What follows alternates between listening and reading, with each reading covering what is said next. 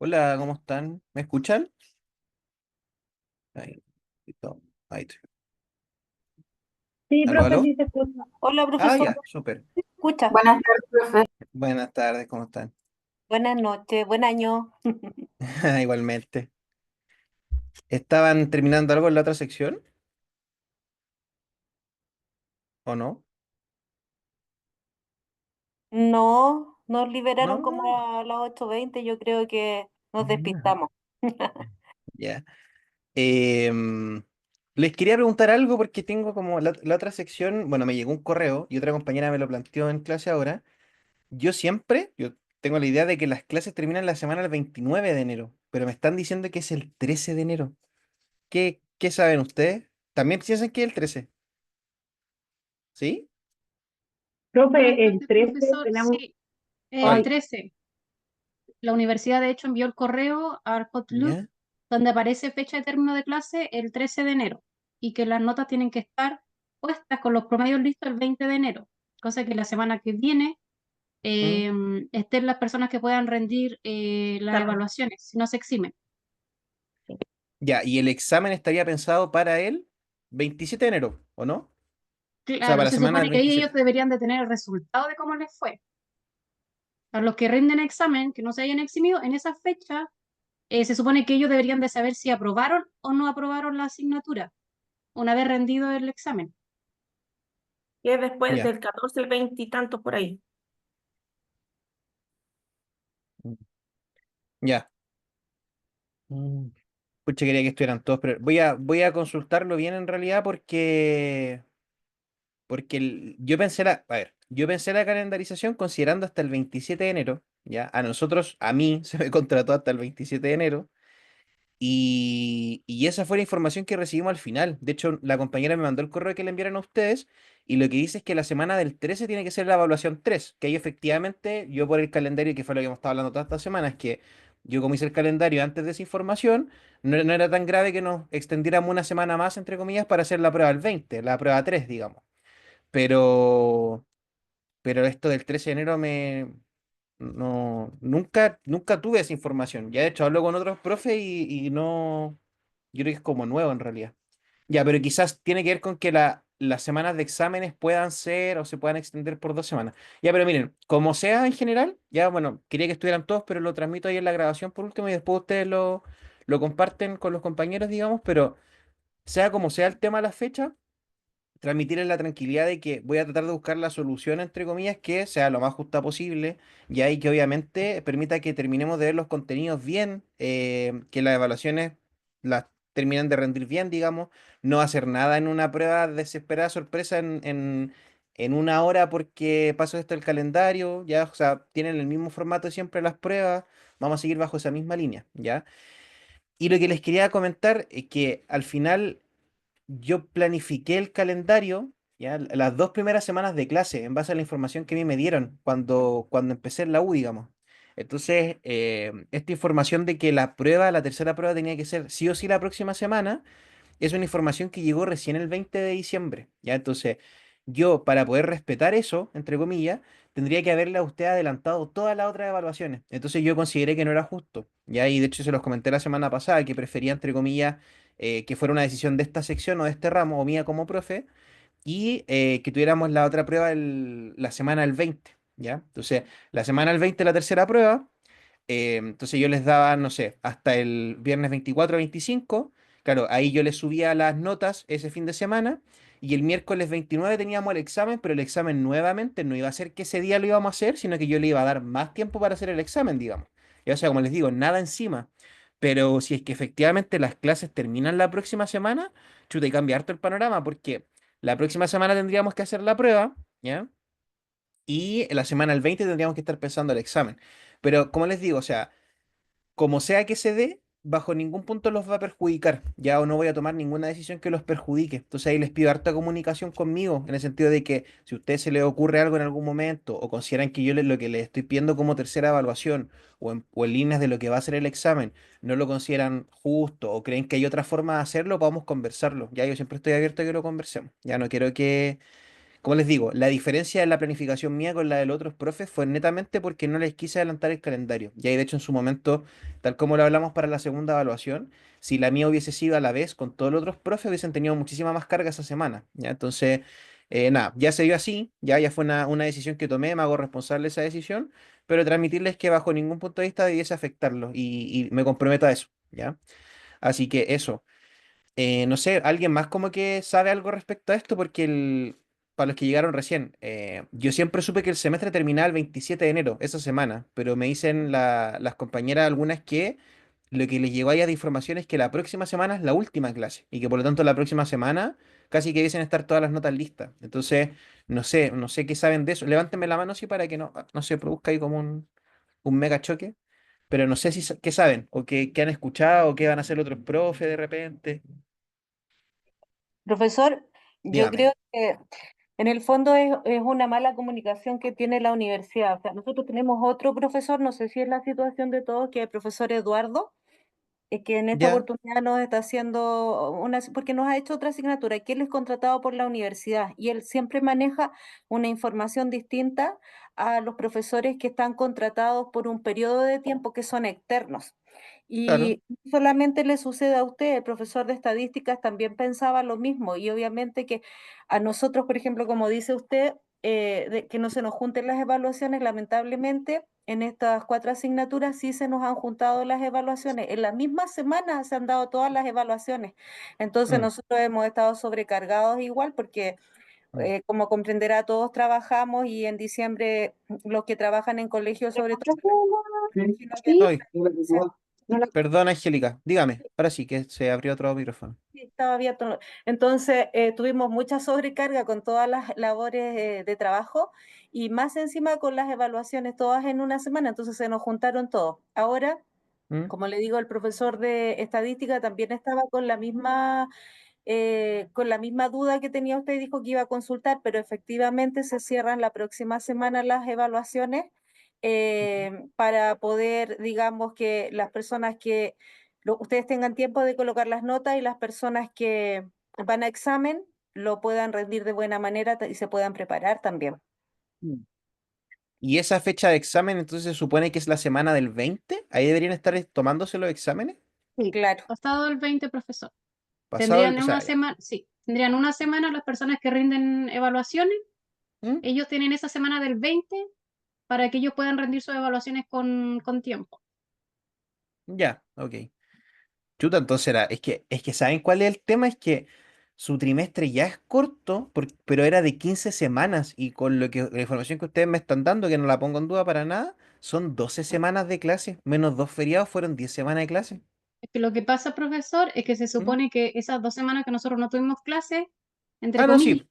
Mm. claro, por el Ah, feriado que hubo, había que subir eh, cápsula o material, pues claro. No, claro, sí, se lo subieron, tengo por claro. ejemplo, el profesor Barahona subió material y ¿Mm? dejó las clases grabadas. Mm. Y la profesora Camila, que es de resolución, ella también subió material de la evaluación número 3, cosa que nosotros pudiéramos como ir avanzando y revisando la materia. Claro, sí, que en mi caso fue una semana que la dejé para la evaluación y la otra falta el contenido, digamos, que es lo que vamos a estar revisando hoy, que les voy a dar como unas lecturas complementarias, digamos. Pero lo digo, o sea, en total, o sea, pese a esas clases extras, fueron 12 semanas. Y se supone que el trimestre era de 15 semanas. Por eso les digo que, no, en realidad, tengo que quejarme con las personas pertinentes. En realidad se lo estoy Pero comentando, en realidad, siempre pasa lo mismo, profesor, así que no pero se me preocupe. parece, Este semestre es así de rápido. Y para todos, como sí. decía mi compañera, para los que Sí. trabajamos en colegio, uno también el término diciembre, incluso antes, noviembre, ya empieza a ser Mm, un mes súper estresante porque hay estudiantes que van saliendo antes, por ejemplo, los de cuarto medio, que hay que tener el promedio listo, informe, y muchas mm. otras cosas. Entonces, igual es complejo para todos. Los Pero ya que octavos Sí. igual. Mm.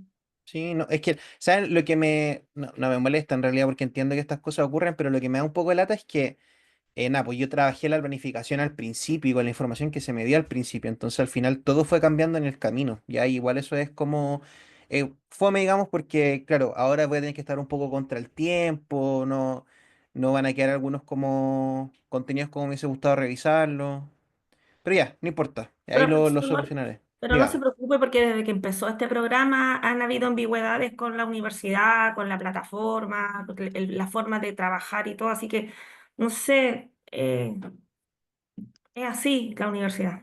Sí, sí, o sea, Profe, hay que... disculpe. Dígame, Claudia. Profe, es que lo que dice mi compañera tiene harta razón. Yo creo que el único que está clarito en todo esto es el profe Barahona, pero porque él lleva harto tiempo, o con nosotros lleva hartos trimestres para atrás y todo. Él, de hecho, en la primera clase, él presenta un calendario en donde él hace 3 semanas clases, 3 clases, 3 semanas seguidas, la cuarta semana siempre es prueba. Entonces, por ejemplo, ahora nos presentó 3 semanas clase, la cuarta semana la primera evaluación, después nos hace 3 semanas clase de nuevo, la otra semana de evaluación, y así calzó que ahora el 13 de enero tengamos la última evaluación con él. Y, por ejemplo, la deja abierta del 13, por decirle algo, hasta el 18, como 5 días, 6 días por ahí. Ya. Y él tiene en el calendario incluso cuando termina de hacer clase, y de hecho Mm, la próxima clase es para entregarnos la evaluación y él se queda, ni siquiera es clase, se queda como para que nosotros le hagamos las preguntas, se queda como conectado. Si tenemos preguntas sobre la evaluación, si queremos hacerla en clase, como que nos da ese momento, ese tiempo. Pero como ya. que es el único que está claro. Los otros profesores igual están perdidos como en tiempo, en semanas y eso. Ya, ok. Sí, gracias, Claudia. Nada, como les digo, estoy como eso, no sé cómo reaccionar, como que entré en colapso internamente. No, pero es que en Profesor, realidad y de sí. acuerdo a la clase Dígame. que tengamos hoy día con usted, de la materia que nos pase O hoy día, sea, ¿no que eso podría vamos a tener que realizarla? hacer. Sí, Exacto, o sea, hacernos de esa materia la evaluación, la tercera evaluación, porque así no se atrasa usted ni nos atrasamos nosotros. Y claro, considerando que igual ha bajado bastante la asistencia de los compañeros. No Entonces, se yo claro, creo que complique, hay varios ya que están en modo vacaciones, entonces, para coordinarnos también con los compañeros para poder realizar los trabajos. claro. profesora, a mí no me molesta que usted nos dé como aprobado a todos. Claro, al tiro puro 7, relleno con 7 la tercera evaluación. De la nota, profe. Claro. Eso se No, hace. claro, promedio la primera y la segunda. Es que, oh, no sé. Ya, lo creo, miren, hay que cerrarlo bien, hay que averiguarlo. Lo que pasa es que, bueno, su jefa de carrera también entró este trimestre, po. También, recién, po. Entonces me imagino que también probablemente hay temas entre la información que le llega a ella y. Porque yo toda esta información que tengo es de la reunión de inducción, que era como con todas las carreras. Entonces puede que psicología tenga una estructura distinta. A lo mejor un tema del profesor Eduardo también puede ser. No tengo idea de cómo es su planificación. Entonces, es como la quinta jefa de carrera. Voy a ser yo después. Me voy a contar a mí. Voy a estar 2 semanas y voy a renunciar.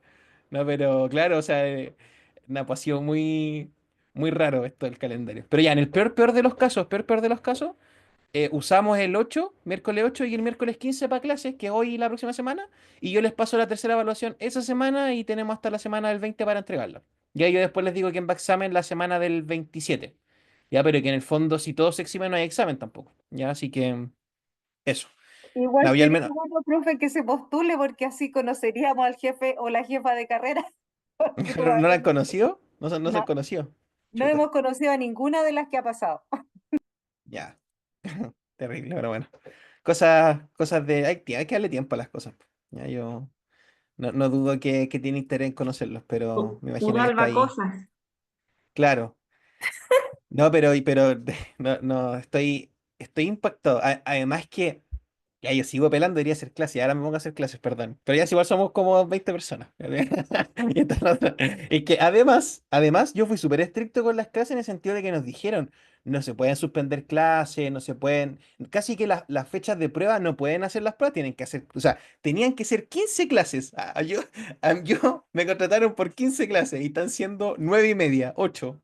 Entonces como que yo creo que voy a donar uno de mis sueldos a alguna fundación. No, ya, pero bueno. A Será, nosotros para ya, las a vacaciones. usted. Claro, les devuelvo. Ahí, a mí me da risa eso, me ha pasado con los diurnos, cuando se me enoja. Yo le estoy pagando el sueldo, me pasaban a una universidad así, me pasaba la Andrés Bello allá en la casona. Y me da mucha risa eso. Me encantaría el cálculo de qué porcentaje de mi sueldo me pagan, pero bueno.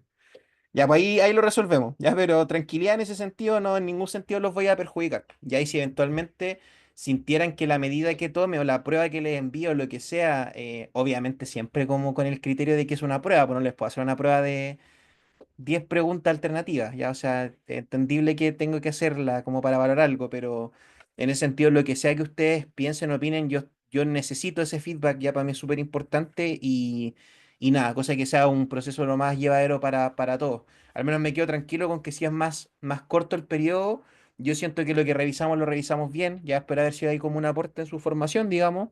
Y nada, mi intención siempre fue como les digo, yo estoy del lado de usted en ese sentido, ya no piensen que voy a intentar, entre comillas, perjudicarlo con lo que quede de evaluaciones, ya, así que eso, ahí ya veremos cómo resolverlo, ya no hay que entrar en pánico. Profesor, Ah, por esa parte no se preocupe. Yo por lo menos por mi parte le manifiesto que han sido súper buenas las clases, no me he quedado con hartas cosas y ha sido súper dinámico también y además de su empatía y la simpatía que tiene, entonces eso también es un enganche adicional para nosotros que ya no nos conocemos personalmente todos, pero es un aliciente para seguir adelante. Eso. Gracias, Angélica, muchas Profe, gracias. disculpe, es porque me Ay, estoy recién integrando, Victoria, por acá. mm, Sé que estaba hablando del tema de que hemos podido tener pocas clases y todo el cuento y que ya no queda nada para que se termine, ¿cierto? claro, que me acabo de enterar, Claro. literalmente. Y resulta que falta toda la unidad del test de Rochard, entonces no sé si me metí tarde para escuchar cómo lo iban a resolver. Ah, ya, no hemos llegado a contenidos, pero en resumidas cuentas, la información que yo siempre tuve es que el semestre terminaba la semana del 29 de enero. Ya las compañeras me manifiestan que no, que es la próxima semana. Entonces, en el peor de los casos, si fuera así, vamos a pasar contenido esta semana y la del 15 y yo les envío la tercera evaluación para que la puedan realizar. Y ahí después, obviamente, yo les avisaría quién iría a examen y quién no. Sí, Respecto a la porque unidad 3, dígame. es algo que igual me interesa bastante como verlo, ojalá con la profundidad que merece ese test, digamos, Sí. en particular. Ah, ahí tengo una mala noticia, Victoria, que no, yo creo que no vamos a revisar el test de Rocher. Ya no, quizás, a ver. Ah, venían en los Sí, contenidos. venían los contenidos, pero es una semana de test de Rocher. Entonces puede que lo veamos la próxima semana, Ya, pero va a ser absolutamente por introductorio, digamos. encima. Ya. Claro, sí. O sea, más allá de esto de la semana y todo el tema, siempre se pensó una semana. Y de hecho, a mí lo que me complica siempre del Rocher es que es tan extenso que podríamos tener un trimestre completo de Rocher. Ya, pero al menos voy a Ujú. intentar que la próxima semana lo revisemos, ya Ya, porque es importante. Pero sí, gracias. ya sea ahí de nada.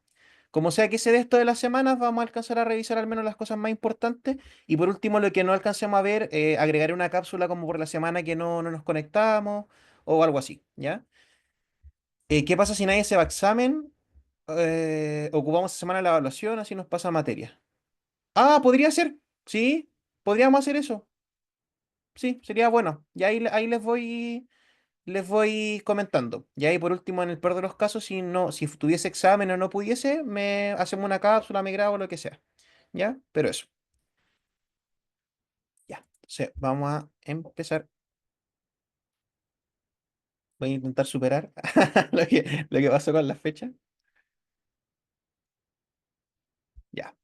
Entonces, ¿qué vamos a ver hoy? Y de hecho, lo que yo quería dedicar estas 2 semanas, esta y la próxima, y la tercera vez Rocha, el test de relación objetales, ya de Philipson. El psicodiagnóstico de adulto al final comprende varias instancias, ¿ya? Pero muchas son de las que ya hemos revisado en esta etapa que vimos al principio como introducción o lo que vimos como con psicodiagnóstico de niños, ¿ya? Pero lo que vamos a ver tiene que ver con las pruebas proyectivas, principalmente porque en general las, las pruebas psicométricas en adultos y en niños también son bastante intuitivas, ya tienen sus propios, entre comillas, protocolos de aplicación, ya, por lo tanto no requieren tanto que lo revisemos considerando lo acotado de los tiempos y un poco porque el programa está pensado así, ya no tiene agregadas las pruebas psicométricas. Ahora ahí les transmito sí que en todas al menos las universidades que yo he trabajado, siempre psicodiagnóstico clínico es un ramo de pruebas proyectivas. Ya de hecho, es lo que estábamos hablando recién con Victoria, o sea, se dedica un semestre entero a Rochar y al test de relación objetales. Y ahí que probablemente serían 2 semanas de relación objetales o tres, y el resto todo un semestre, o sea, imagínense, por lo menos 5 meses a trabajar Rochar. Ya, entonces en ese sentido vamos a ir viendo, entre comillas, lo que nos dé el tiempo, y es importante que lo entiendan por qué le damos tanta importancia a las pruebas proyectivas. Y al final es porque son las que más requieren de este como acompañamiento de que un profe lo explique, digamos. ¿Ya? Espérenme que la compañera me mandó una foto. Ese árbol está bien ese árbol. A ver, lo llamativo, está en transparencia las raíces, ya para que ahí puede ver como la clase que vimos el tema de la transparencia, como qué significaba. El- la hendidura del tronco, ya ese circulito, también como acontecimiento traumático. Me llama la atención que dice sí, dice el árbol dice la palabra sí. Y ahí habría sido llamativo como que quiso decir el niño. Y el árbol, la copa bien, los accesorios de las manzanas también puede ser como llamativo, pero en general es un dibujo correcto. Ya no. Es El un sol ese está adulto, como. Es un adulto. Ah, chuta. sí, de 44 años. Ya. No, bien. Bien. Está medio estereotipado nomás el árbol, como muy, un poco infantil. De hecho, pensé que era un niño. Ya como por la manzanita, con los girasoles así como muy chiquititos. Pero mire, lo más llamativo es el tema de las raíces. Ya igual considerando que un adulto puede que tenga que ver con eso, ya como con acontecimientos traumáticos en la infancia o algo por el estilo. Ya, pero no veo nada tan llamativo así como a primera vista. ¿Ya? Gracias. De nada. Ya, entonces, el test de relación objetales es de un autor que se llama, bueno, de apellido Philipson, ¿ya? Y es un test de estimulación visual, un poco por las escenas dibujadas y verbal por el relato de las historias que se pide, ¿ya? Es un test de técnica proyectiva y esto es súper importante. Las pruebas proyectivas exploran la personalidad, ¿ya? Ojo con esto porque las pruebas proyectivas se toman estas licencias de interpretación o de contenido, o todo lo enredado que vamos a ver hoy, un poco como enredado en el sentido de que es como más del psicoanálisis, porque producto de ser estudios de la personalidad es un constructo comprensivo. Ya ustedes saben que la personalidad no es, por ejemplo, un proceso cognitivo, una facultad mental, o sea, no es algo observable, ya la personalidad es un constructo teórico. Entonces, en ese sentido, tiene muchísimo más libertades de considerar estos aspectos inconscientes, ¿ya? Entonces, ¿qué es lo que está a la base del test de relaciones objetales? Es la teoría de las relaciones objetales de Melanie Klein, ¿ya? Aquí la otra sección me comentó que no han visto a Melanie Klein. No sé si ustedes me lo pueden confirmar. ¿En la carrera vieron a Melanie Klein? ¿No? Ya, ok. Para ver si me está repitiendo o no. Ya, entonces, un poquito de contexto. Melanie Klein es una autora, ya, pucha, en este caso hay como alemana, austriaca, ya como Hisperia austrohúngaro al final, pero que durante la Segunda Guerra Mundial migra a Inglaterra, ya un poco porque es como perseguida por esto del Holocausto, ya era judía, igual que Freud. Y posterior a la muerte de Freud hay tres autores que un poco heredan la teoría, la lógica de las concepciones freudianas, que son Anna Freud, que es la hija, Melanie Klein y Donald Winnicott. ¿Ya? Ellos son como, se les llama la escuela inglesa, ya que hubo como un debate importante, entre comillas, como una especie de guerra fría de ver quién finalmente iba a heredar esa teoría, ¿ya? O esos planteamientos. Pero bueno. Klein es analizada, ya pasa por un proceso psicoanalítico por un psicólogo, un autor que se llama Ferenczi, ya que es bien famoso. Ferenczi fue discípulo de Freud, por lo tanto, en ese proceso Klein elabora toda su teoría de las relaciones objetales, ¿ya? Básicamente, esta teoría se sostiene en la idea de que existe una relación esencial ya en la vida de los bebés que es la diada madre-hijo, ya diada porque es de dos finalmente, y tiene que ver con la existencia de un objeto real interno y la existencia de un objeto real externo. Y ahora lo voy a explicar. ¿A qué se refiere esto? ¿O qué es lo que quería decir Klein, digamos? Entonces, la madre y el hijo tienen una relación, ¿cierto? Estrecha y que de hecho el bebé en los primeros momentos de vida, decía Klein, no existe un proceso que se llama diferenciación no yo. Por lo tanto, el bebé con la mamá son una especie de fusión. Ya el bebé no sabe distinguir que la mamá es un ser, es una subjetividad, la mamá es una cosa. Y ahí puntualmente, ¿con qué se relaciona el niño? Así lo planteaba Klein, digamos, se relaciona con el pecho materno. ¿Ya? Entonces, lo que ve el niño principalmente de la figura materna, digamos, es esta especie de, literalmente, una especie como de dispensador de agua de hámster, ya para que lo pensemos así. Entonces, el niño se relaciona con este objeto que lo alimenta, digamos, y su realidad y su percepción de la realidad está exclusivamente vinculada a estos objetos parcializados.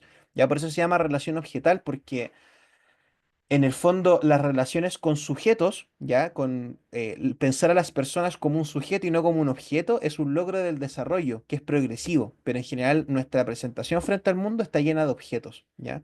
Entonces, Y en esa lógica lo que decía Klein es que el niño se va a relacionar con un objeto real externo, ya, objeto real externo, que en este caso es este pecho materno, ya que en la práctica existe, el niño es capaz de verlo, ya que les da este ejemplo el dispensador de agua, y a la vez el niño se va a relacionar con este mismo objeto, pero en la fantasía, ¿ya? ¿Por qué ocurre esto? Bueno, más adelante lo vamos a ver, pero porque el niño en la práctica, el bebé en la práctica, no tiene acceso al objeto real externo todo el tiempo que quisiera, ya básicamente porque lo que obtiene el niño de la mamá, ya del pecho materno, tiene que ver con su alimentación, ya, y considerando que la primera etapa de las etapas psicosexuales de Freud es la etapa oral, el niño tiene su zona erógena en la boca, por lo tanto, no solamente se alimenta y eso le produce placer, sino que el placer del niño está depositado en la boca.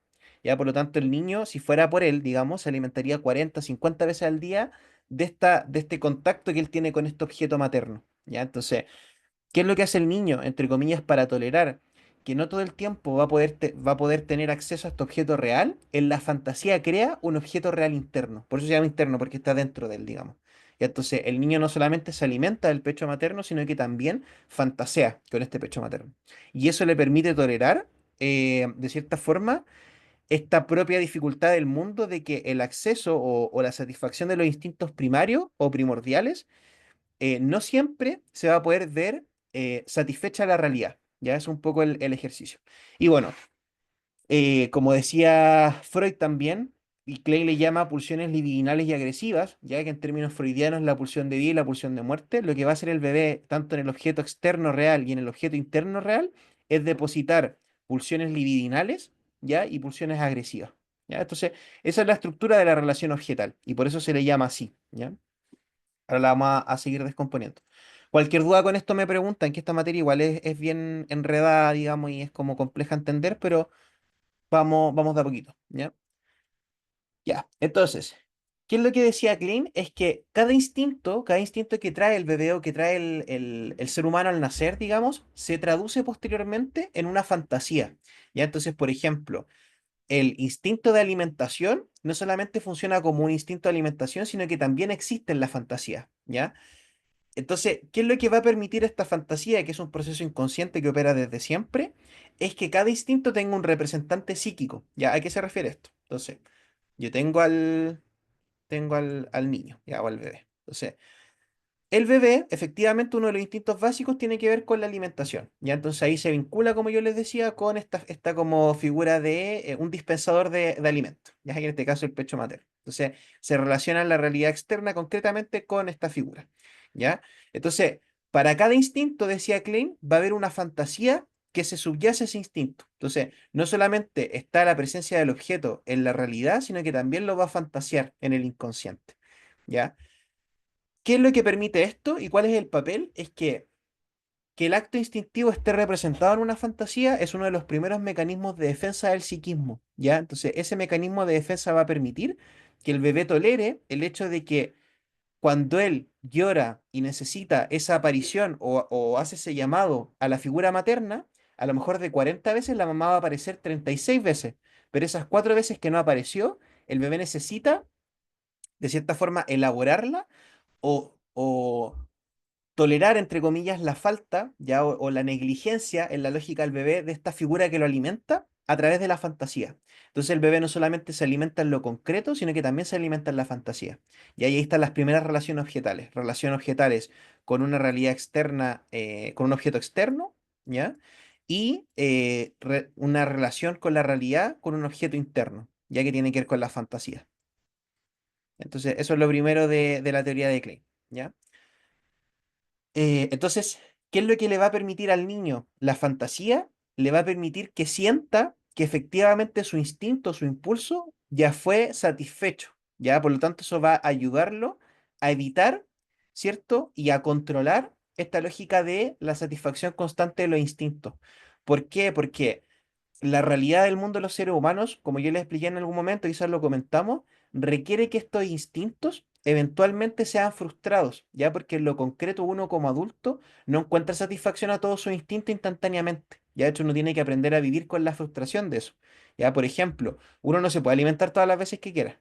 ya por un tema de salud, por un tema de recursos, por un tema de distintas razones, la alimentación incluso que es un instinto básico, puede que se encuentre limitado, ¿ya?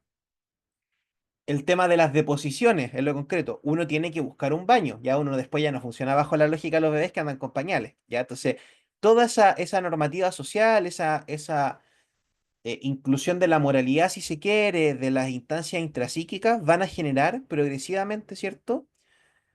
Que,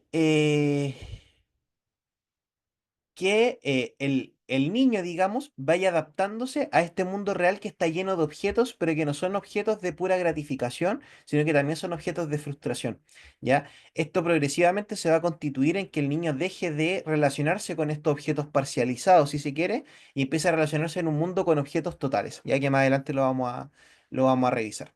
Entonces, ¿cuál es la función de este yo más primitivo con el que los niños nacen según la teoría kleiniana? Es crear fantasía, cosa que el niño pueda tolerar en la elaboración de este objeto real interno, la carencia o la falta de satisfacción en sus instintos básicos, ¿ya? Y que progresivamente se enfrenta a distintas experiencias de gratificación y de frustración.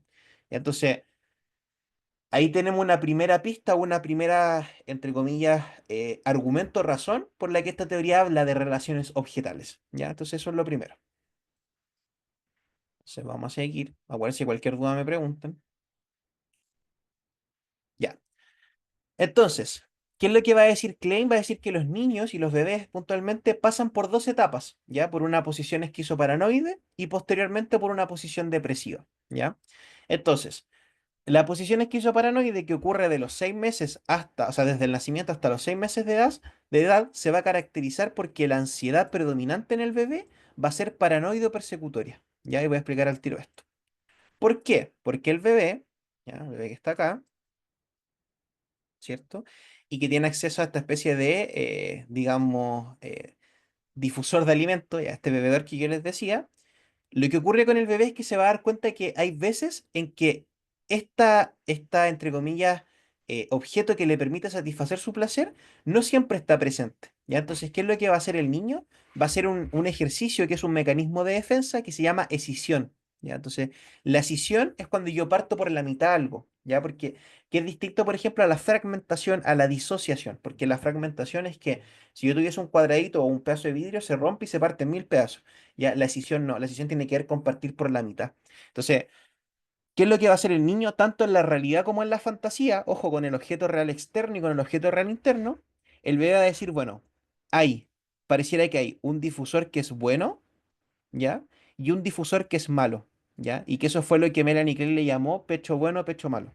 Entonces, lo que decía Klein es que el bebé mediante la escisión puede tolerar, entre comillas, que esta figura que lo alimenta, lo sostiene, lo acompaña, lo ama, ¿ya? Es la misma figura, entre comillas, que a veces es negligente o que no acude a su llamado. Entonces, ¿cómo lo tolera el bebé? Lo separa. Entonces dice, bueno, hay una madre buena, hay un pecho bueno que me alimenta, que me cuida, que me quiere, y hay otro pecho malo que me deja solo, no me quiere, eh, no me alimenta, no satisface mis necesidades. Entonces, producto de la escisión, lo que hace el niño es que en el pecho bueno va a depositar todas las pulsiones libidinales, ¿ya? Las pulsiones libidinales. Y en el objeto negativo va a depositar todas las pulsiones agresivas. Por lo tanto, tres preguntas claves que yo les podría hacer de la posición esquizoparanoide. ¿Por qué la ansiedad predominante es paranoide persecutoria? Porque el bebé al fragmentar, o sea, perdón, el bebé al escindir este objeto que lo alimenta, digamos, lo que va a producir es que todo el tiempo él tenga miedo de que aparezca esta figura que es amenazante. Ya, entonces va a estar con la mamá y va a tener miedo de que de la nada aparezca este pecho malo, que se le niega, que no lo alimenta, que lo deja solo. Por eso la ansiedad predominante es persecutoria, ¿ya? Primera pregunta. ¿Cuál es el mecanismo de defensa predominante de la posición esquizoparanoide? El mecanismo predominante es la escisión, ¿ya? Y tercera pregunta, ¿cómo es la relación objetal del niño en esta primera etapa de la posición esquizoparanoide? La relación objetal es parcial, porque el niño se relaciona con objetos parciales, justamente porque este objeto enterito, ¿ya? Él lo partió por la mitad y lo dividió en aspectos positivos y en aspectos negativos, ¿ya? ¿Qué, por ejemplo, opera mucho en esta lógica o que uno puede ver en la adultez? Bueno, cuando esta gente que tiene problemáticas de pareja y está bien con la pareja, no, la pareja la ama, el príncipe azul, la princesa de cuentos, no sé qué, el hombre de su vida, la mujer de su vida, discuten, lo odio, que se muera, no quiero saber nada de él, ¿ya? Eso, esa polaridad es un pensamiento y es un mecanismo muy infantil, muy de un bebé, de un niño, ¿ya? ¿Qué es lo que somos capaces de hacer los adultos por lo general y que según Klein es un logro del desarrollo, que es la integración? Somos capaces justamente de integrar esos aspectos positivos y negativos, ¿ya? Y frente a eso, somos conscientes de que nosotros nos relacionamos con objetos totales, no parciales como en la posición esquizoparanoide, ¿ya? ¿Qué implica eso? Que las personas en el mundo son personas que tienen buenas intenciones, malas intenciones, son personas buenas y malas. Todo el mundo, todos los objetos del mundo tienen esta capacidad de integrar estas polaridades, ¿ya? Que es algo que no ocurre en la posición esquizoparanoide. Entonces, al relacionarse el bebé con estas figuras parcializadas, progresivamente, gracias a la labor que realiza la madre, ya que la labor de la madre va a tener que ver con que el niño tenga más experiencias de gratificación, es decir, más experiencias con este pecho bueno, a través de las experiencias de gratificación y que sean menos, o sea, y que sean más que las experiencias de frustración, va a lograr progresivamente que el niño integre, ¿ya? Y gracias a la integración, el niño va a poder transitar de la posición esquizoparanoide a la posición depresiva, ¿ya?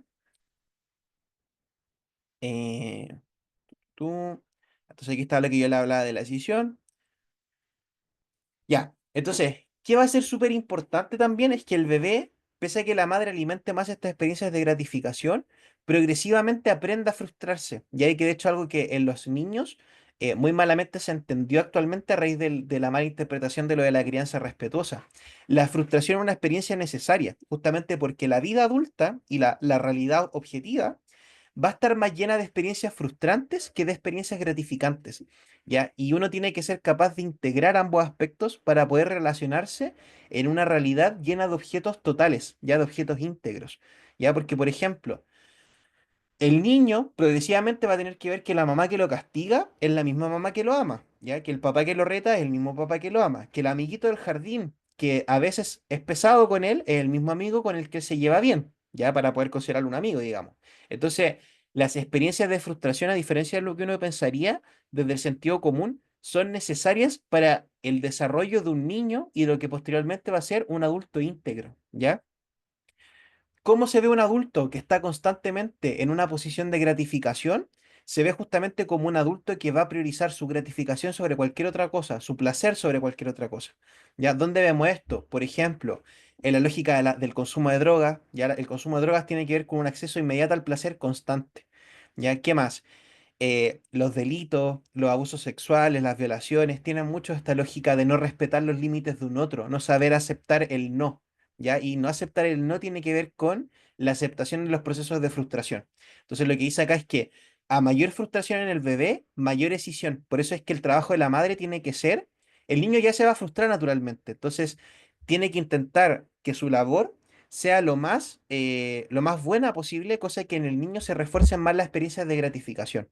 ¿Ya? Entonces, ¿qué se va a lograr gracias a las experiencias de gratificación y gracias a las experiencias de frustración? Que el niño integre los objetos que componen su mundo. Entonces, de la posición esquizoparanoide, pasamos a la segunda etapa, que es la posición depresiva, ¿ya? ¿Qué es lo que se va a lograr en esta posición depresiva? Lo que va a lograr el niño es que su relación con el mundo, progresivamente, gracias a estas experiencias de frustración y de gratificación, se empieza a relacionar con un mundo más estructurado, más globalizado, justamente porque su yo también se encuentra más estructurado. Entonces, lo que va a captar el niño progresivamente es que ese objeto que él amaba es el mismo, ese objeto que él amaba y ese objeto que él odiaba parcializadamente, separadamente, es el mismo objeto. Entonces, lo que va a ocurrir es que la relación objetal de la posición depresiva va a ser una relación con objetos totales. ¿Ya? Entonces, ¿qué es la traducción de un objeto total? Un sujeto. ¿Ya? Un objeto total es un sujeto, ya que es un objeto, es un sujeto íntegro, ya con aspectos positivos y aspectos negativos. ¿Ya? Entonces, el niño ya no es inde, sino que se empieza a relacionar con objetos totales. Entonces, progresivamente, este pecho materno, que era pecho bueno o pecho malo, pasa a ser una figura íntegra y ya no solamente pasa a ser un pecho, en este caso, que alimentaba al niño, sino que pasa a ser un sujeto, y en este caso es la figura de la madre, ¿ya? Entonces, primera cosa, ¿cuál es la relación objetal de la posición depresiva? Si yo les preguntara, es una relación con objetos totales.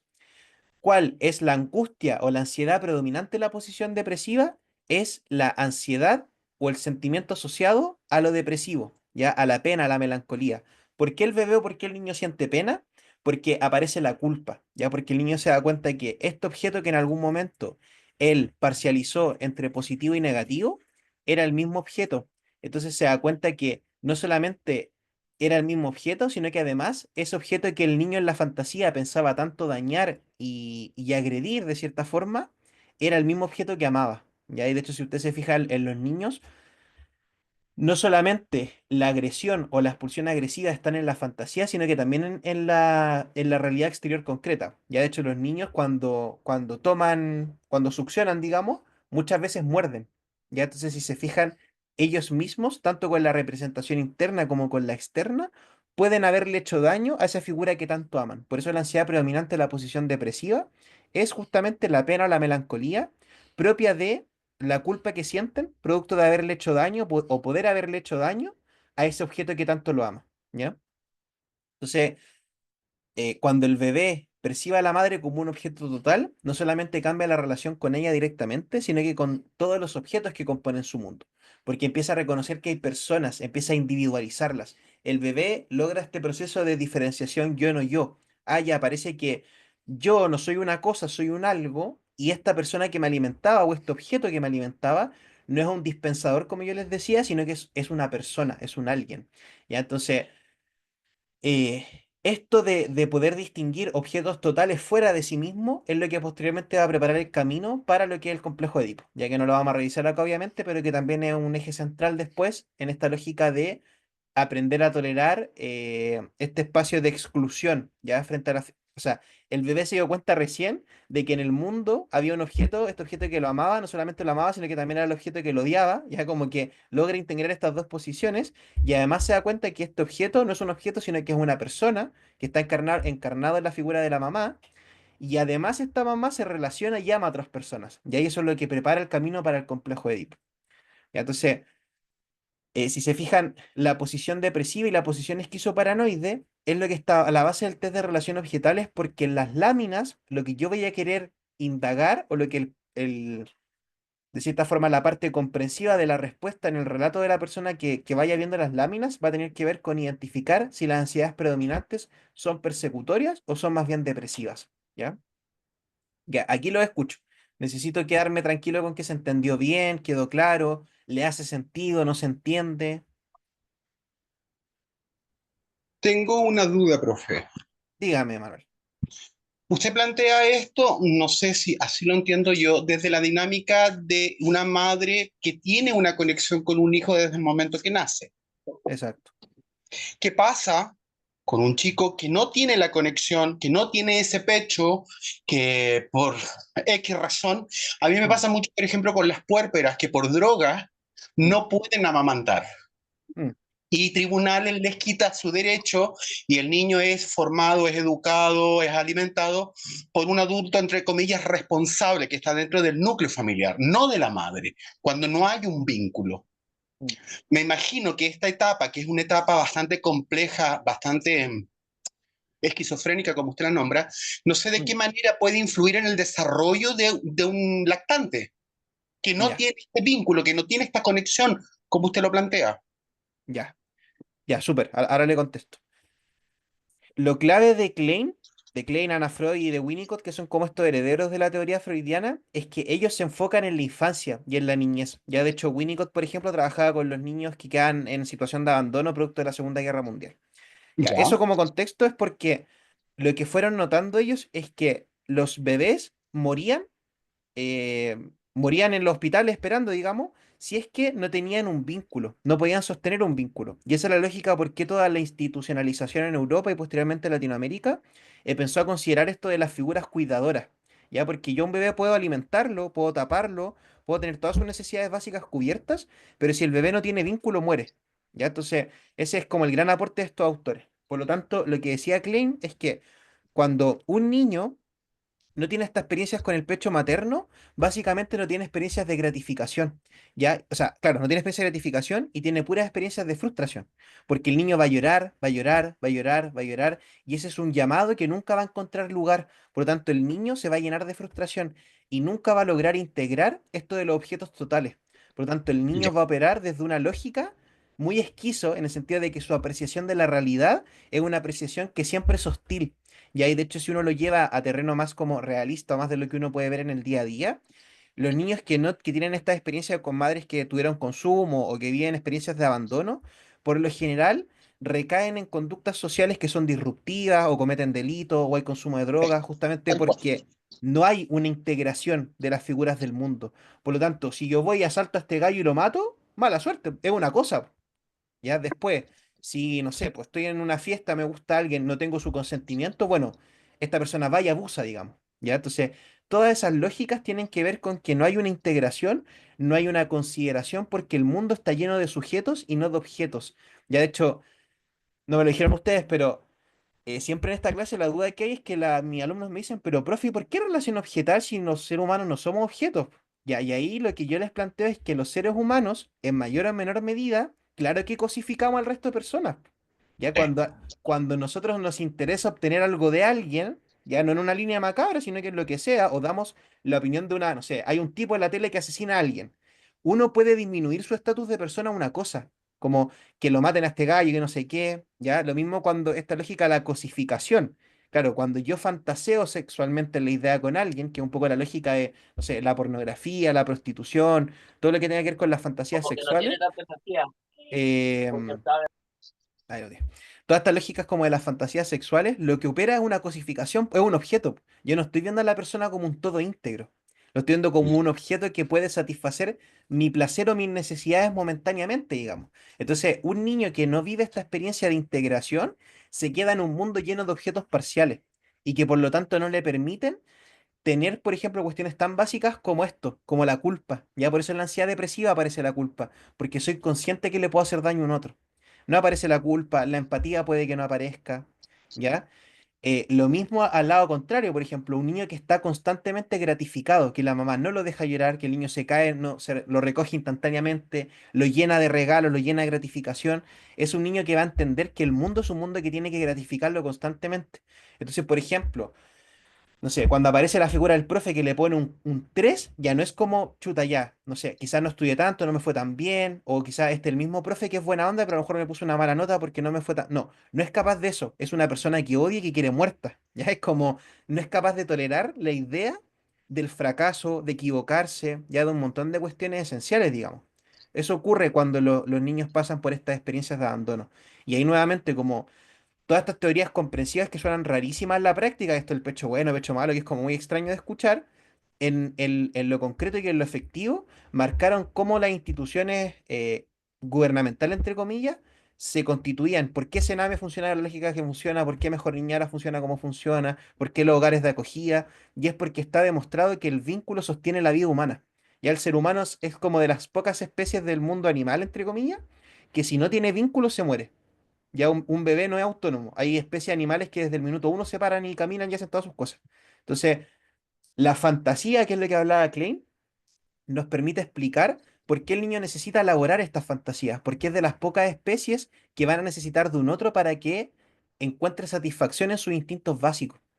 Ya, porque el bebé necesita de otra persona para todo, para alimentarse, probablemente el bebé para hacer como sus necesidades, entre comillas, necesita de un otro que le cambie el pañal, ya que pasa un niño en situación de abandono. Bueno, no vamos a describir la escena, pero entre comillas probablemente se moriría enterrado en sus propias heces, en sus propias deposiciones, digamos. Ya, por lo tanto en ese sentido, eso ocurriría, ¿ya? O esa era como un poco la teoría de Klein de qué ocurre con estos adultos con conductas no prosociales, digamos, disruptivas, delictivas. Por ejemplo, en la psicosis, esto también estaría muy a la base, po. La psicosis es la muestra adulta de un niño que no logró integrar la realidad, po. Ya porque lo que ocurre en la psicosis es que el yo no se establece como una unidad, como una estructura firme, y por lo tanto hay una distorsión de la realidad. Entonces, por ejemplo, si estuviéramos en clases presenciales y yo voy y me acerco a Manuel y qué sé yo, le apoyo la mano en el brazo, ¿qué pensaría una persona con una idea delirante, por ejemplo, propioceptiva, que me voy a empezar a fusionar con él? Ah, este tipo, entonces nos estamos fusionando. Claro, yo desde la corporalidad incluso, que eso implica un yo bien armado, cuando una persona que no tiene psicosis ocurre eso, entiende esta diferenciación yo no yo. Ya en cambio en la psicosis lo que opera es que la relación con la realidad, producto de este yo que está fragmentado, también se fragmenta. Porque yo soy capaz de reconocer que mi realidad es un lugar íntegro y completo y lleno de objetos, porque yo estoy íntegro en mi personalidad y en mi estructura, si se quiere, o en mi psiquismo. Entonces, que nunca se le olvide eso porque me pasa harto después como con alumnos o como que lo he escuchado de otros colegas, como que la esquizofrenia tiene que ver con la relación con la realidad. Sí, sí, pero es un 50 y 50 porque la esquizofrenia es una distorsión de la relación con la realidad, pero es producto de una fragmentación o de una disociación importante en el yo, porque es ese yo el que tiene que percibir la realidad completa. Ya porque la realidad subjetiva, por tanto los aspectos objetivos de la realidad que todos compartimos, tienen que ver con un yo que es capaz de percibir lo que ocurre en esa realidad. Ya, esto es como muy enredado de entender, pero básicamente lo que opera la psicosis es relación con la realidad, pero también lo que ocurre internamente con el yo. No es solamente que el tipo distorsiona la realidad, ¿ya? Entonces esa es un poco la idea y esa sería como la visión de qué ocurriría con un adulto que no transita de la posición esquizoparanoide a la posición depresiva, ¿ya? Y de hecho la posición depresiva es fácil acordarse por qué se llama así, porque la ansiedad predominante es la ansiedad depresiva, ¿ya? En cambio, la esquizoparanoide se llama así porque la ansiedad predominante es paranoide, pero la parte esquizo es meramente porque el mecanismo de defensa que utiliza el niño es la escisión, ¿ya? Y la escisión es un mecanismo muy primitivo y muy básico, que en un adulto o en un niño de más de 2 años yo no debiese ver o no debiese estar, ¿ya? Pero eso. Alejandra, dígame. Profesor, dentro de todo lo que estaba hablando, se me vino a la memoria el libro del perfume. No sé si usted lo ha leído. Ya, vi la película. No sé Vio si la sirve. película. Yo leí el libro. Sí, sí, igual sirve. Pero ahí se veía lo que usted está hablando, porque ese niño fue abandonado. Mm, Y bueno, era una cosa descomunal como tomaba leche, ya que usted vio la película, y mm, lo que después gatilló en su vida a futuro, exacto. en el Sí. tema de abandono. Mm.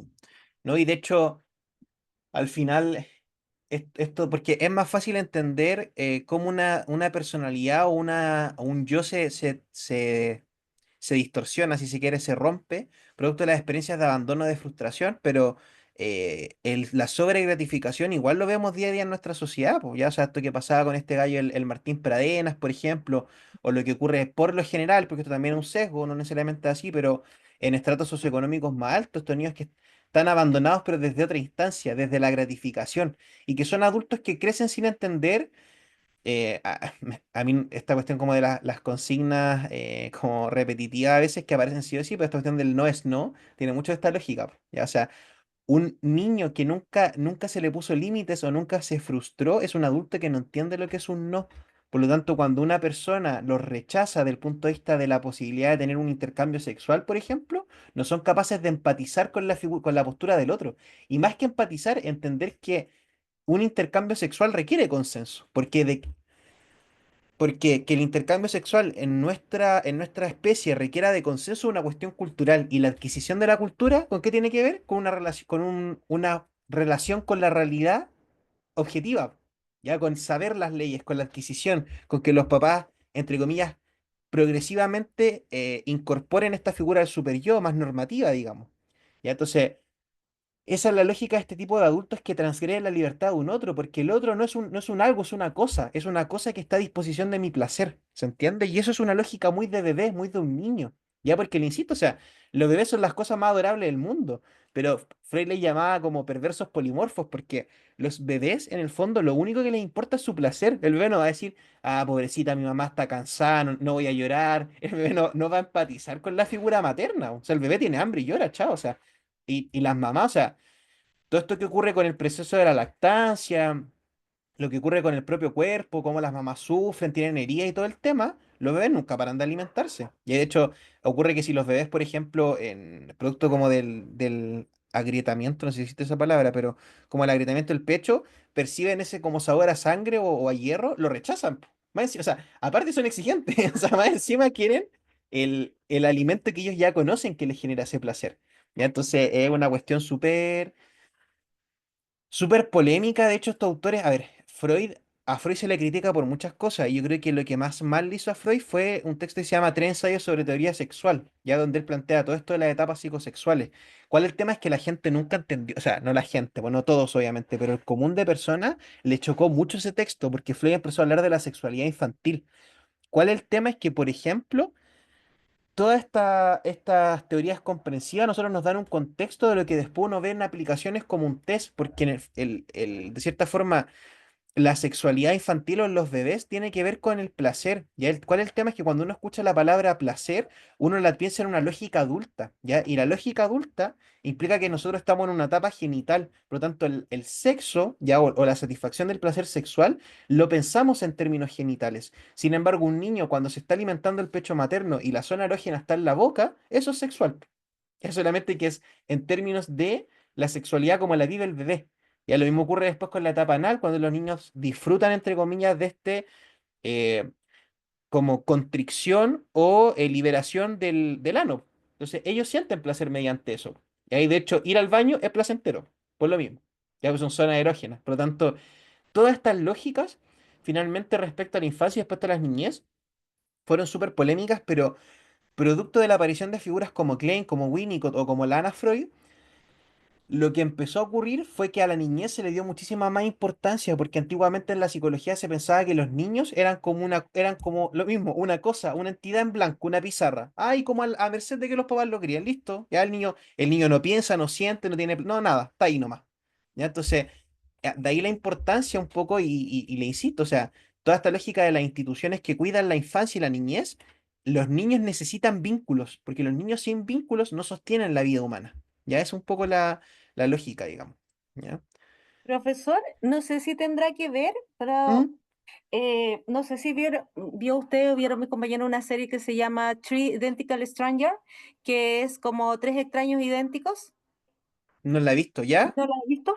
Pero estaba en Netflix. Es como un experimento social que se hizo que a tres, a unos trillizos los separaron al ¿Mm? nacer porque tu mamá tenía problemas de alcohol, de drogas y todo. Entonces tomaron a muchos mellizos, trillizos y ya dieron el caso de ellos, digamos. ¿Mm?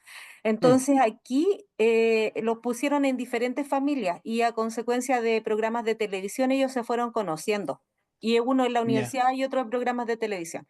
Entonces, ahí yo veo como lo que usted dice, por ejemplo, la decisión psicológica ¿Mm? ya que siendo un mecanismo que divide de la mente cierta experiencia, lo bueno y lo malo, dice usted, para ¿Mm? manejar emociones, por ejemplo, en este documental, yo lo que puedo identificar como la identidad fragmentada de las personas. Estos Ya. trillizos que fueron separados y criados en ambientes distintos, afectó el sentido de identidad y de pertinencia que tuvieron. ¿Mm?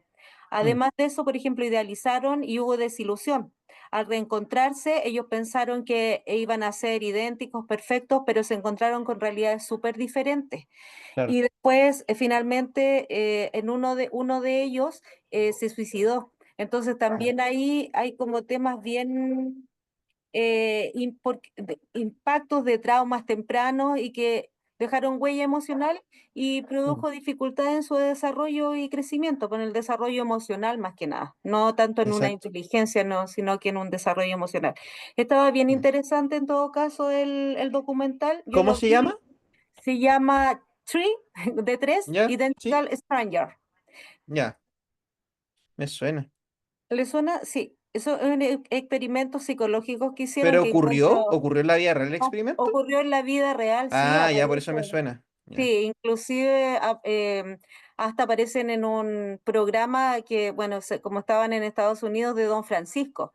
Entonces, igual ¿Ya? fue como bien interesante porque encuentro una aberración súper grande. Le quitaban a estos niños a las mamás que tenían problemas, que no podían tener a su hijo, tenían problemas con drogas y alcohol, y ¿Mm? finalmente hacían estos experimentos sociales porque ni siquiera era para reubicarlos, sino que hicieron un seguimiento de esto para ver qué pasaba colocándolos en ambientes distintos. ¿Mm? Qué ya, lo voy a ver. Gracias, Angélica. Sí, o sea, Nada, es un poco la lógica de esto mismo. De hecho, miren, esta cuestión es tan así. A ver, yo. Ya estamos súper arrasados con la materia y ando más reflexivo que nunca. Esa risa se va, ya no. La voy a hacer corta, Profe, yo pero. tengo una pregunta cuando usted termine. Ya, ok, le voy a tirar la palabra a Joana. Ya, lo que pasa es que iba a decir que las lógicas comprensivas a veces, esta misma materia suena súper extraña, así como que onda estos gallos y no sé qué, pero por ejemplo Melanie Klein ya se le ocurrió esta cuestión porque ni siquiera ella tuvo una formación en algo, o sea, es uno de los genios de la psicología, o sea, ese es como el estatus. Y donde uno ve esto es que Melanie Klein es anterior a un autor que se llama Bowlby, ya de apellido Bowlby. Bowlby es quien inventa el apego. El concepto de apego que hoy en día, el apego está en todo. ¿Por qué? Porque se demostró que el apego, mediante el tema de las neurociencias, ¿cierto? Que el vínculo entre la madre y el hijo tiene una serie de, entre comillas, efectos en el cerebro y en el desarrollo y todo el tema. Ya, todo el mundo ahora habla de apego, obviamente, y está bien, digamos, tiene evidencia científica. El apego se le ocurrió a Melanie Klein en su casa, o sea, mientras la analizaba Ferenczi.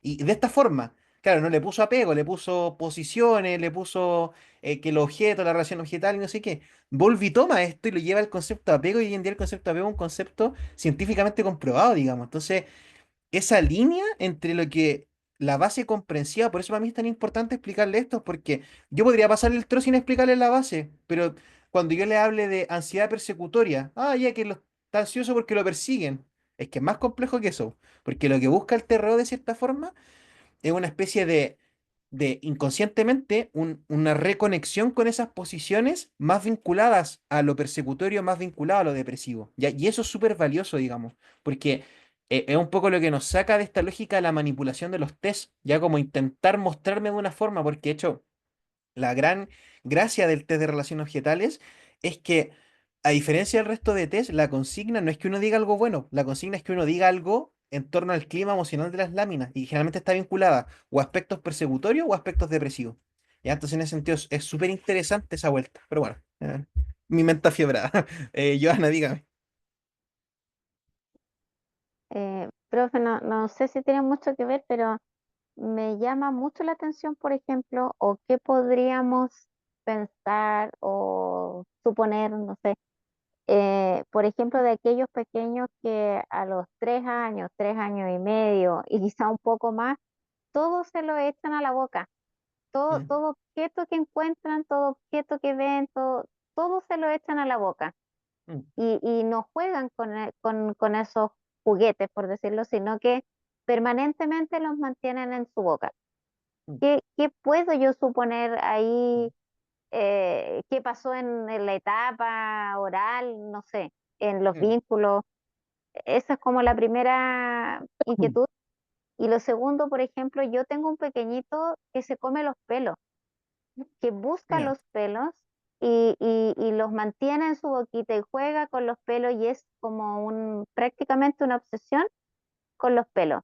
De alguna manera, entre, digamos, jardín y familia hemos logrado que vaya disminuyendo como mm, ese interés, no sé cómo llamarle, mm, pero igual, por ejemplo, a mí me llamó mucho la atención pues, de tantos, digamos, niños que uno va conociendo en su vida laboral. mm. Es primera vez que yo veo un pequeño que se come los pelos. Ya. Claro, tiene tricofagia. Pero Ya, pero se come se saca el de él. ¿De dónde saca pelo? no, no, él los busca en el suelo Ah, y chuta. tiene una aprensión fina, pero tan espectacular porque logra encontrarlos y es permanentemente no quiero llamarlo obsesión, pero lo hace. Claro. Entonces, mi pregunta es, por ejemplo, en estos casos, cuando hay estas conductas como tan, digamos, fuera de lo típico, por decirlo Mm, así, es importante sugerirle a los padres que sea evaluado el niño por algún especialista, o es solo una etapa, o lo dejamos, esperamos, porque yo puedo tener, no sé, mi apreciación respecto a lo mejor de ciertos pequeños que tienen una condición que yo sé que es importante que los vean especialistas, pero claro. frente como a este tipo de conducta, eh, me genera como inquietud. Y lo Mm, otro es que yo sé que los niños son creativos, imaginan, y pueden tomar ciertos roles, ¿cierto? Pero, por ejemplo, él es dinosaurio y anda todo el día en la posición de dinosaurio y todo lo hace en torno a ser dinosaurio. Ya. Y entonces son cosas que uno dice, pucha, ¿qué puedo hacer? Más allá de conversarlo con los papás, por supuesto, siento que no Mm. me puedo quedar solo con eso. No, sí, pues yo, a ver, ya vamos por orden. Ya. ¿Por qué los niños se echan toda la boca? Es por la tapa oral. Ya que en lo concreto, la tapa oral tiene que ver con que, a ver, las etapas psicosexuales de Freud planteaban que en distintas etapas de nuestras vidas hay una zona de nuestro cuerpo que se fija. Ya ahí se llama, por eso se habla, no sé, pues está el disco Shakira y se llama fijación oral. Ya como que hay fijaciones que se producen en ciertas partes del cuerpo. Entonces, en la zona oral implica que el bebé en la boca es el lugar que más desarrollado tiene, es como imagínense que tuviese más terminales nerviosos y es el lugar que más les produce placer. Ya, por lo tanto, los niños exploran el mundo mediante meterse cosas en la boca. Ya, de hecho, ahí es nuevamente concepto, ya el concepto que choca mucho, la masturbación. Ya, ¿cómo un bebé se va a masturbar? Bueno, la masturbación es generarse autoplacer. ¿Ya? ¿Qué pasa con la masturbación? Uno la piensa en términos genitales. ¿Ya? Entonces, ¿qué ocurre con el niño cuando se chupa el dedo? Se está masturbando. Son conductas masturbatorias. Por lo tanto, el efecto para el niño de meterse cualquier cosa en la boca es sentir el placer de sentir algo en su boca. ¿Ya? De eso se trata. Eso es como un poco la lógica. Las etapas psicosexuales de Freud, tal como las etapas psicosociales de Erickson o las que plantea Papalia, Piaget, Vygotsky, quien sea, están en una lógica de la psicología evolutiva del desarrollo que tiene que ver con una parte normativa, ya como con lo esperable. Ya de los 2 a los 4 años tiene que pasar esto, de los 4 a los 6 tiene que pasar esto. ¿Qué ocurre con esa etapa? Igual son flexibles, ya no en todos funciona de la misma forma, justamente porque en ciertas personas se producen fijaciones, ya por ejemplo las fijaciones orales. Ahora, ojo, todos los adultos tenemos fijaciones orales. ¿Qué son a ver, ¿qué es el cigarro? Es una fijación oral. ¿Ya? La fijación, tengo la gana de tener algo en la boca, prendo un pucho, ¿ya? El chicle es una fijación oral. La comida, la relación con la comida, el exceso o el exceso de ingesta en comida o la omisión de comida es una fijación oral. Entonces, si se fijan, todos de una u otra forma quedamos fijados en esta etapa, ¿ya? ¿Cuál es el tema? Es que más o menos a los 14 años, en la pubertad, cuando ocurre la última fijación en uno de nuestros órganos, que en este caso son los genitales, y ahí llegamos a la etapa genital, y es desde ese momento donde el placer sexual, digamos, queda únicamente asociado a la genitalía, aunque ojo, no voy a entrar en detalle un poco por la incomodidad del tema, pero ustedes saben que la sexualidad genital no es la única forma en que las personas tienen relaciones sexuales. Entonces, nuevamente tienen ustedes un antecedente extra de que hay fijación oral y que hay fijación en otras partes también de las etapas psicosexuales de Freud, digamos. Pero bueno, en general, la obtención de placer va a pasar por los genitales. Ya, por lo tanto, en un niño, imagínense qué pasaría o la importancia que tiene en la vida de un adulto tener una vida sexual activa, o más que una vida sexual activa, pero activa en el sentido, me refiero a la masturbación, el intercambio sexual con otras personas, digamos, es una parte esencial en la vida de una persona, es como comer, ¿ya? En el niño, como no está fijada la etapa genital, para el niño echarse cosas a la boca es lo mismo, privarlo de eso, digamos, sería lo mismo que un adulto que no pueda hacer uso de sus genitales, digamos, en pos del placer sexual. Tiene el mismo efecto, ¿ya? Entonces, por eso lo hacen. Ahora, este niño que usted me comenta respecto al tema del pelo, ahí hay una tricofagia. ¿Y por qué es llamativo y por qué el niño, por ejemplo, debería ir al psicólogo? Porque yo creo que sí tiene un poco de una noción patológica. Es porque el pelo como unidad, por mucho que el niño estuviese en la etapa oral, el pelo no es placentero de sentir en la boca. Es incómodo. ¿Ya? ¿Qué pasa cuando uno siente un pelo en la boca? ¿Han tenido el pelo largo? Bueno, es como, y uno se lo trata de sacar y no sé qué, y es como, no es agradable, pues, no es, no es sabroso, no es de una textura que al niño le pueda gustar. ¿Ya? Y si usted me escribe que además hace esto de dinosaurio, bueno, tiene conducta estereotipada.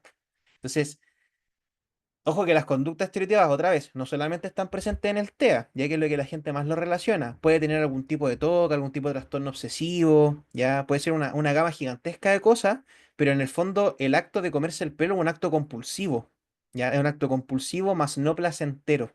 Ya es probablemente el niño siente que si no lo hace le va a pasar algo malo, se va a morir, no concibe, entre comillas, su vida sin estar haciéndolo todo el tiempo. ¿ya? Entonces, en ese sentido, ahí lo que va a marcar lo patológico o no, uno va a tener que ver con la edad, o sea, si tenemos una persona de no sé, pues si usted me dice, profe, yo hoy en día me echo toda la boca, voy pasando, no sé, voy, hago el aseo en el living y hay un adorno y me lo echo en la boca y voy por el pie. No, obviamente no, pues sería como extraño hasta, ya, ahora le insisto, nosotros tenemos fijaciones orales, pero el tema es que no es todo el rato ni todo el tiempo. Pero claro, un niño de 4 de 5 años, igual es posible que esté en esa etapa oral todavía, ya no es tan problemático, digamos.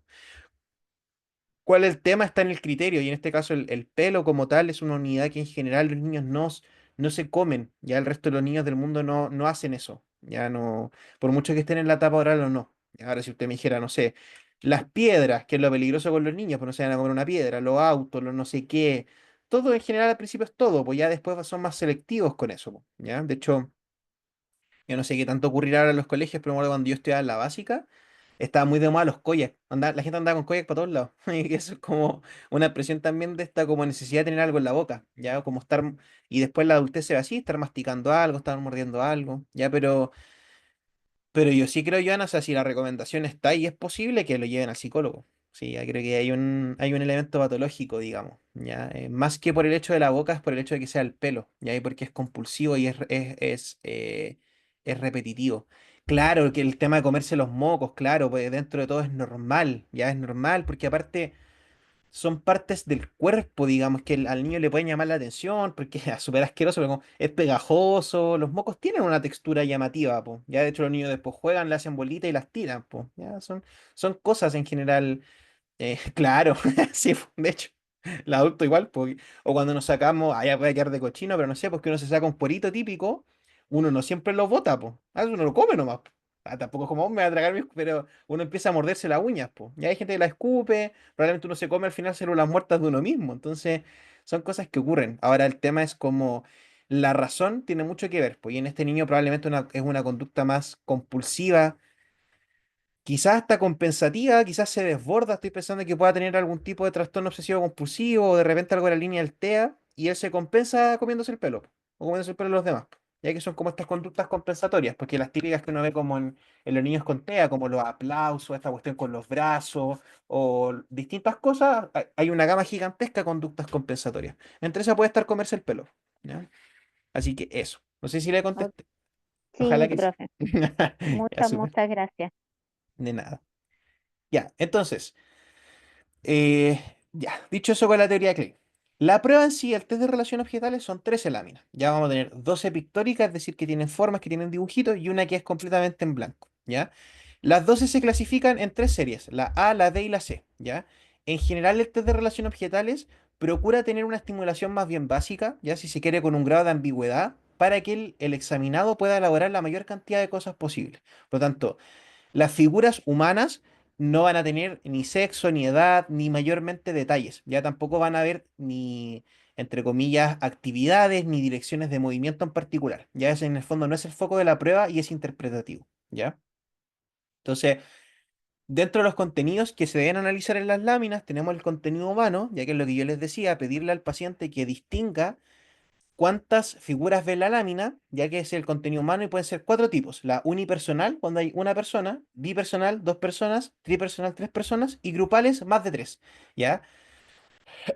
Ojo que las grupales pueden ser 8, 10, 12, 24, 16, las que se le ocurra a la persona, pero que sean más de tres, ¿ya? Y eso se consigna en la lámina hasta arribita, o sea, en realidad atrás, para que el paciente no lo vea, y sale, por ejemplo, A1, B1, B2, B3, BG. Ya el grupal se escribe como G, ¿ya? Y el contenido de realidad que está en el escenario, ya que nos va a dar un marco donde está la ubicación de las personas dibujadas y que va a sugerir más o menos dónde transcurren la escena. Ya estos escenarios varían dependiendo de la A a la C, ya y que están relativamente pauteados para que la persona, entre comillas, evalúe el tipo de relaciones que pudiesen aparecer en la figura, qué está pasando, etcétera. ¿Ya?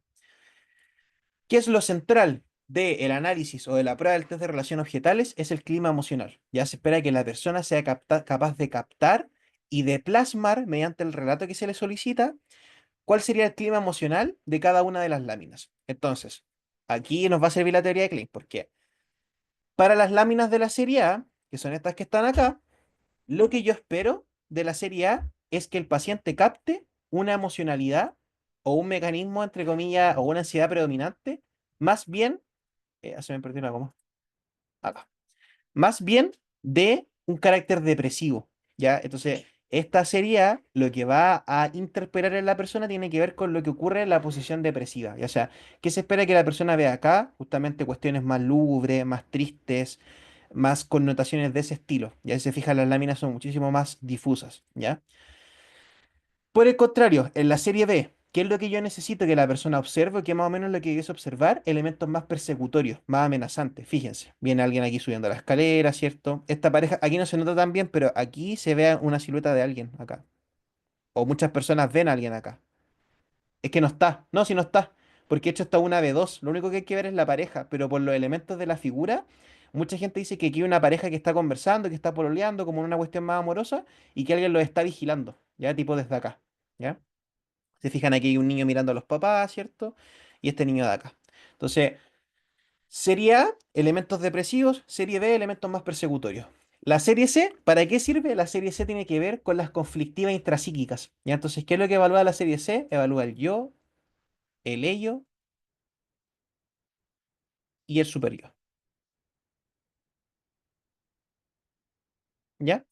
Entonces, Eh, eso respecto al clima emocional. Ya, y lo otro que tiene distinto la serie C, a referencia de la serie A y la serie B, es que las imágenes de la serie C, si se fijan, tienen gama cromática. ¿Ya? Es bien fea la gama cromática, están pintadas, o sea, son así, por si acaso. Es como un rojizo o como un cobrizo. Aquí hay un elemento café, por ejemplo. Esta manzana roja que es súper evidente. Hay gente que omite esta manzana en el relato, la omite, no la ve, y ahí eso se llama choca al color, y también se analiza, ¿ya? Esta es media verdosa, ¿ya? Entonces, si se fijan, son láminas que tienen una gama cromática, ¿ya?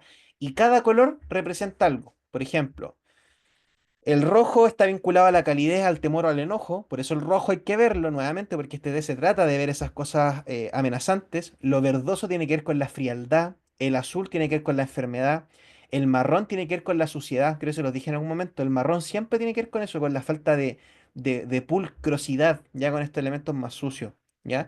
Y la lámina en blanco, que no es de la serie C, pero que tiene el propósito de aliviar la tensión posterior al desarrollo del test y ver qué es lo que elabora el paciente desde su fantasía inconsciente frente a una consigna que es esta lámina en blanco. Ya que ojo que en la lámina al blanco se produce algo que se llama choque al blanco, ya que muchas personas que son quizás de una estructura de personalidad más concreta, si se quiere, entran en una especie de shock donde no saben qué hacer. No, pues, es tan blanco, ¿y qué hago? No, pero es que es tan blanco, no puedo. Ya como que entran en colapso, ¿ya? Bernardita, la serie A tiene que ver con elementos o con ansiedades predominantes más bien depresivas. Y eso es lo que el paciente debiese captar, ¿ya? Y en la serie B tiene que ver con ansiedades o emociones predominantemente más paranoicas o más persecutorias o más amenazantes, ¿ya? Esa es como la lógica de la serie A y la serie B. Ya. Y por último, el terror tiene dos momentos, el momento de la administración y después el interrogatorio, ya quizás cuando uno tiene algunas dudas respecto a la historia que planteó o sea, el interrogatorio tiene que ver con la historia que plantea el paciente, digamos, y la consigna es, bueno, le voy a mostrar unas láminas, en cada una hay una escena, quiero que imagine una historia que diga qué hacen los personajes, qué sienten y qué piensan, y que me cuente cómo empezó, qué está pasando ahora y cómo va a terminar. Entonces, si se fijan en el de relaciones objetales, tiene que ir sí o sí en el relato el antes, el durante y el después. Y eso nos permite elaborar un montón de fantasía inconsciente, sobre todo por el antes y el después, porque se lo tienen que imaginar, ¿ya? La única razón por la que usted intervendría entre lámina es para decirle al paciente que quizás omitió el pasado o el futuro en su relato. Ya podría decirle, ¿y qué estaba haciendo antes? ¿Qué estaba haciendo después? O podría decirle, recuerde que tiene que, o ni siquiera, no como llamarle la atención, sino que como decirle, ¿y qué pasó antes? ¿Y qué pasó después? ¿O qué pasó durante? ¿O qué está pasando en la lámina? ¿Ya? Y lo otro que no está acá es que usted tiene que siempre pedirle al paciente que le diga cuántas personas ve en la lámina, porque eso también es importante. Entonces, por ejemplo, ya, yo soy aquí el paciente. Yo les digo, yo veo dos personas. Entonces, una acá y otra acá. Entonces, si se fijan aquí arriba, que esto no le va a salir al paciente, esta es una B3. Ya, una B3. ¿Qué significa que sea una B3? Ojo que es B3 porque hay tres integrantes. Po. Uno, dos, tres. Entonces, la omisión en el test de relaciones objetales también se analiza. ¿Por qué? Porque este niño es que le da todo el clima medio amenazante, medio como de espionaje, medio paranoico. Por lo tanto, si yo lo omito, estoy omitiendo esos elementos propios de la imagen, ¿ya? Y por si a alguien le genera duda, este 4 que aparece acá entre paréntesis es porque ese numerito es el orden en que uno presenta las láminas, ya porque las láminas no se presentan todas las A, todas las B, todas las C, se presentan A, B, C, A, B, C, A, B, C. ¿Se entiende? Para que el paciente también vea el grado de flexibilidad en adaptarse en, ya, esta es más bien de un tono depresivo, esta es más bien de un tono más bien paranoico, amenazante, esta más, tiene que ver más con una conflictividad intrapsíquica, esto el paciente no lo hace conscientemente, pero debiese ser capaz de llegar a algo así. ¿Ya? Bueno, ¿y qué nos queda ver ya la otra semana? Todas las láminas. Todas las láminas, qué significan, cuál es la interpretación. Pero en el fondo quería que entendieran la base conceptual de las láminas, ¿ya? Porque no es lo mismo decir, ansiedad predominante en la persecutoria, ya que lo persigan. No, para ustedes entienden a qué se refiere, que tiene que ver con una etapa puntual del desarrollo, que está asociado a ciertos mecanismos de defensa, ¿ya? A eso me faltó hablar. Los mecanismos de defensa, por si acaso, de la posición depresiva, que es la posición posterior a la esquizoparanoide, en la teoría de Klein, son todos los que después usamos en la vida adulta, ¿ya? La proyección, la introyección, la negación, la idealización, que al final son mecanismos de defensa muchísimo más avanzados que la decisión. Ya el tema es que nadie se puede escindir de nuevo en la vida adulta o disociar, ¿ya? Ojo que disociarse no es lo que ahora la gente, oh, me disocié porque me distraje, no, pues disociarse es que a la gente se le pierden pedazos, fragmentos del día, de conversaciones, ya una cuestión un poco más grave. Y eso, ya eso era la clase de hoy. La otra semana vamos a terminar de revisar el de relaciones objetales y dependiendo de qué es lo que va a pasar con esto de las fechas, vamos a revisar Rochar. Ya si no, el Rochar lo vemos quizá en otra clase o les dejo una capsulita. Y quedo al pendiente de confirmarles bien qué va a pasar, cómo lo vamos a hacer, pero sea como sea que ocurra con las fechas, nada, pues transmitirles nuevamente que vamos a intentar llegar a una solución que nos permita, entre comillas, que ustedes obviamente tengan el mejor proceso y les vaya lo mejor posible y que sea lo más justo posible. Ya sea, bajo ningún punto de vista va a ser perjudicial para ustedes. Ya así que les transmito la confianza para que por favor, cuando yo les muestre la evaluación la próxima semana, en caso de que la hagamos la próxima y se las dé para una semana más, ustedes me digan, profe, quizás está muy extensa o profe, ya, o sea, confío harto en el criterio y en lo que ustedes me puedan transmitir. ¿Ya? Así que eso, dudas, preguntas, comentarios del tema de la fecha, del tema de la clase de hoy. Profe, No, ¿me puedo quedar contigo un poquito al final de la clase que necesito hacerte unas preguntas Ya, poca, técnicas? ya, ok. Profe, y lo otro, ¿cuándo vamos a tener la nota de la segunda evaluación? Ya, el fin de semana, ya, o sea, en esta semana tengo que tener las listas, porque ahí se Ya. cumplen los 14 días que entre comillas tengo por ley. Que me inventé yo, porque a lo mejor aquí son 8 meses, a lo mejor eran 2 días, no sé. A lo mejor estoy 5 atrasado años. también. Claro, 5 años Claro. más le de la nota. Nada, pero este es fin de semana, ¿ya? Ya, profe, gracias. De nada. Buenas noches, que descansen Igual. compañía. Ya pues, Chao. ya, profe, estamos muchas listos. gracias. Cuídense, que les vaya bien. Nos vemos. Ya, Buenas Me queda noches, ya muy quisiera interesante, hacerle profe. hartas preguntas, pero quizá otro día o por correo. Ya, claro. Gracias, profe. Ahí hacemos una Sí, clase de preguntas. Pero Ya. ya, entretenida la muchas clase, gracias. profesor, muchas gracias. Gracias, Sí, cuídense. chao, Termina bonito chao, que la estén semana. bien. Chao. Chao. Chao, chicos. Chao, chao. Espéreme, Manuel.